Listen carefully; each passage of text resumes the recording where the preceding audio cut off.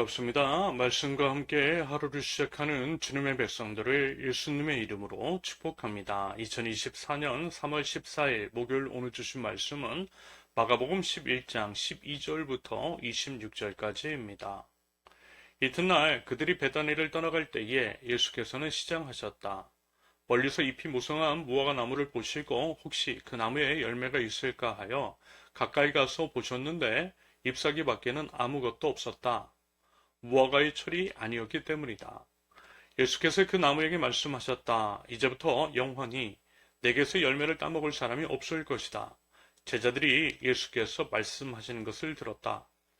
그리고 그들은 예루살렘에 들어갔다. 예수께서 성전에 들어가셔서 성전들에서 팔고 사는 하는 사람들을 내쫓으시면서 돈을 바꿔주는 사람들의 상과 비둘기를 파는 사람들의 의자를 둘러 엎으시고 성전들을 가로질러 물건을 나르는 것을 금하셨다. 예수께서는 가르치시면서 그들에게 말씀하셨다. 기록된 바 내 집은 만민이 기도하는 집이라고 불릴 것이라 하진 않았느냐? 그런데 너희는 그것을 강도들의 소굴로 만들어버렸다. 대제사장들과 율법학자들이 이 말씀을 듣고서는 어떻게 예수를 없애버릴까 하고 방도를 찾고 있었다. 그들은 예수를 두려워하고 있었던 것이다. 우리가 다 예수의 가르침에 놀라고 있었기 때문이다. 저녁 때가 되면 예수와 제자들은 의뢰에 성 밖으로 나갔다. 이른 아침에 그들이 지나가다가 그 무화과 나무가 뿌리째 말라버린 것을 보았다. 그래서 베드로가 전날 일이 생각나서 예수께 말하였다. 라비님, 저것 보시오. 선생님이 조조하신 저 무화과 나무가 말라버렸습니다. 예수께서는 그들에게 말씀하셨다. 하나님을 믿어라. 내가 진정으로 너희에게 말한다. 누구든지 이 산더러 번쩍 들려서 바다에 빠져라 하고 말하고 마음에 의심하지 않고 말한 대로 될 것을 믿으면 그대로 이루어질 것이다. 그러므로 나는 너희에게 말한다. 너희가 기도하면서 구하는 것은 무엇이든지 이미 그것을 받은 줄로 믿어라. 그리하면 너희에게 그대로 이루어질 것이다. 너희가 서서 기도할 때에 어떤 사람과 서로 등진 일이 있으면 용서하여라. 그래야 하늘에 계신 너희 아버지께서도 너희의 잘못을 용서해 주실 것이다. 아멘.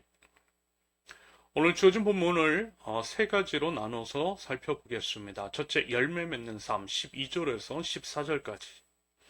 예수님은 비유로 말씀하실 때가 많으셨어요. 그러므로 문자 그대로 혹은 말씀하신 내용을 표면적으로만 받아들이면 말씀하시고자 하는 본래의 뜻을 이해하기가 쉽지 않을 것입니다. 이 점을 염두에 두어야 할 것이고요. 우리가 이제 성경을 읽을 때 문자 주의를 경계하는 이유 중 하나일 것입니다. 아무튼 이제 예수님은요, 잎사귀 있는 무화과 나무를 보시고 응당 열매도 맺혀 있을 것이라 여기셨는데 잎사귀만 무성할 뿐 열매는 없었어요. 그런데 이제 사실 그럴 수밖에 없는 것이 그때는 무화과의 열매가 맺힐 절기가 아니었기 때문입니다. 예수님께서 당연히 그것을 모르실 리가 없으셨겠죠. 당연히 알고 있으셨고요. 그러므로 일부러 열매 없는 대신 잎만 무성한 무화과 나무를 비유의 대상으로 삼으셨던 것입니다. 그러면서 이제 영원토록 열매를 맺지 못할 것이라고 저주하셨어요. 이것은 우회적인 정죄였습니다. 누구 보고 들으라고 하신 말씀이었던 거예요. 그럼 그게 누구예요? 당연히 종교인들이겠죠. 종교의 외적인 행위는 무성한지 몰라도 진짜 믿음은 없는, 하나님을 경외하는 마음도 없고 그렇기 때문에 하나님을 이용해서 자신의 사욕만을 채우기에 급급했던 종교인들에게 영원한 형벌, 하나님의 심판에 대한 경고의 메시지를 전달하신 것으로 볼 수 있겠습니다. 여러분 이제 최근에 나눴던 말씀들을 한번 곰곰이 떠올려 보십시오. 종교적인 행위는 무성했는지 몰라도 진정한 믿음, 십자가의 믿음, 열매 맺는 삶은 없었던 이제 그 부자를 비롯해서 예수님을 이용해서 한몫 챙기려고 했던 어리석은 제자들, 호시탐탐 예수님을 붙잡을 기회만 누렸던 종교인들의 행위는 결국 이제 같은 맥락으로 이해할 수 있는 것이겠습니다. 여러분 부디요 열매 맺는 삶을 사실 수 있기를 바랍니다.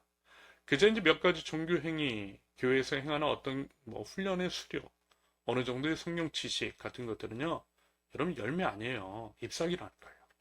오히려 열매는 진정 삶의 변화입니다. 변화에 따른 삶의 구체적인 실천인 것이고요. 그 실천은 당연히 이웃을 향해 있는 거예요. 이웃을 살려내고 세우는 능력입니다. 사랑이죠. 그것이 이제 진정한 열매입니다. 그 열매를 맺고 있느냐라고 하는 예수님의 질문이실 것 같아요. 여러분, 예수님께서 재림하시는 때가 언제인지는 아무도 모릅니다. 갑작스럽게 찾아올 수 있어요. 아직 열매 맺는 때가 아니라고 생각해서 넋놓고 있는데 예수님께서 오셔서 열매를 찾으실 수 있다라는 것입니다. 그러므로 평소에 지금부터 매일의 삶 속에서 열매 맺는 삶을 사는 것이 필요하겠죠. 당연히 그 열매 우리 주님께서 맺게 해주실 것입니다. 나는 죽고 그리스도께서 내 안에 사실 때의 열매 맺는 우리의 삶, 부디 주님께 우리 자신을 온전히 드림으로써 열매 맺는 인생이 되실 수 있기를 바랍니다. 둘째, 거룩한 삶. 15절에서 19절까지. 예수님은 성전에 들어가셔서 성전 안에 있는 상인들을 다 내쫓으시고 그들의 계산대 등을 엎으세요. 이것은 이제 보통 성전 정화 사건이라고 하는데요. 그 과정을 통해 성전은 기도하는 집이라고 분명하게 말씀하십니다. 이윤을 추구하는 것이 아니라는 거예요. 이것은 우리가 깊이 새겨야 할 주님의 엄중한 말씀입니다. 여러분 어떻습니까? 현대의 교회들. 물론 이제 제가 잘못 본 것일 수도 있고 편견에 사로잡힌 것일 수도 있겠지만 교회 안에 장사치가 너무 많아 보여요. 교인들의 영적 인재 훈련을 위한 교육 프로그램 같은 것도 이상하게 이제 변질이 된 것 같습니다. 어떤 이제 라이센스를 따야만 한다라고 하고요. 그러면서 이제 비용을 내라고 하는데 그 비용이 너무 과한 거예요. 심지어는 몇백만 원씩 하는 것도 적지 않습니다. 그리고 이제 그 비용의 정당성을 이야기하면서 그렇게 이제 비용을 지불해야 사람들이 책임감을 가지고 듣는다라는 식으로 이야기를 하더라고요. 물론 그 말이 일부 맞죠. 맞는 말일 수 있어요. 하지만 의심을 지을 수가 없었던 것은 그 같은 과정을 소개할 때 노후 대책으로 삼기 좋다고 하는 식으로 이야기를 하더라고요. 그리고 이제 그것을 도입하려고 하는 자들이 담임 목사와 모종의 거래를 하고 그것을 통해 엄청난 부를 소유하고 또 대물림하는 것들을 봤습니다. 그들을 볼 때 그것의 순수성이 의심되더라는 거죠. 한마디로 하나님을 팔아서 장사하고 있는 것처럼 보이더라는 것입니다. 말하자면 예수님께서 그 부분에 대해서 노하신다라는 것입니다. 그리고 사실 복음은요, 여러분 은혜잖아요. 은혜는 거저주는 선물입니다. 그래서 이런 이유로 우리 세우는교회에서는 큐티챗도 비용을 받고 드리는 것이 아니라 원하는 분들에게 무료로 나눠 드리고 있는 거예요. 다른 것도 마찬가지고요. 장사하지 않겠다라는 것입니다. 대신 은혜를 흘려보내겠다라는 것입니다. 교회는요, 은혜를 흘려보내는 것이 맞아요. 물론 이 방식이 무조건 옳고 우리만 의롭다라고 하는 얘기는 아닙니다. 다만 교회 안에서 행해지는 일들에 대해서 두렵고 떨리는 마음으로 그 순수성을 점검해 볼 필요는 있다라는 거죠. 한편 하나님은요, 우리의 몸을 성전으로 규정하세요. 그러므로 하나님은 우리의 마음속도 정화하길 원하신다라는 의미도 이 장면 안에 포함되어 있을 것 같습니다. 무슨 얘기냐면 거룩해야 한다라는 거죠. 세속의 것들을 모두 십자가에 못 박고 오직 거룩을 힘쓰며 우리 주님께서 거하실 만한 우리의 내면을 가꾸어야 한다라고 하는 의미일 것입니다. 여러분, 우리의 속마음까지 아시는 주님이세요. 그 주님께서 겉으로 드러나는 것은 물론이고요. 우리 감추인 속마음까지도 하나님 앞에 거룩하길 원하신다라고 하는 것들을 알아. 부디 모든 것들이 정결하고 거룩할 수 있기를. 거룩한 산 제물로 우리 주님께 우리 자신을 올려드릴 수 있기를 기대합니다. 자, 이제 마지막입니다. 셋째, 기도의 원리. 20절에서 26절까지. 예수님께서는 믿음대로 구할 것을 말씀하세요. 그러면서 이 말씀을 덧붙이십니다. 24절을 보면 이미 그것을 받은 줄로 믿으라 라고 말입니다. 맞아요, 여러분. 우리 주님은요, 우리 기도에 응답하시는 주님이십니다. 우리 기도에 들어주세요. 모든 기도를 들어주시고 심지어는 응답이 없는 것도 응답입니다. 그리고 그 이유는 우리가 아직 그것을 감당할 만한 수준이 안 돼서 안 주시는 것일 수 있어요. 바꿔 말하면 우리 그릇이 커지면 주신다라고 그때까지 응답을 유예하시는 것으로도 이해할 수 있겠습니다. 예를 들어 서너 살짜리 아이가 칼 달라고 하면 안 준다라는 거예요. 그런데 청소년이 되고 어른이 되고 셰프가 되고 싶다라고 할 때 칼 달라고 하면 당연히 주시죠. 좋은 칼 사주십니다. 말하자면 이런 거예요. 그때까지 우리가 감당할 만한 수준이 될 때까지 기다려주시는 것입니다. 여러분, 신실하시고 우리를 사랑하시는 아버지 하나님을 신뢰하실 수 있기를 바랍니다.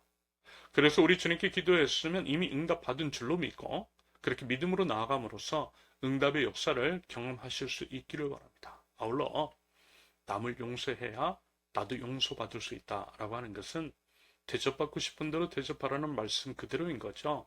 또한 우리가 이제 하나님의 계명, 즉 이웃을 사랑할 때, 다시 말해서 하나님의 말씀에 순종할 때 순종하는 자의 기도를 들어주신다라고 합니다.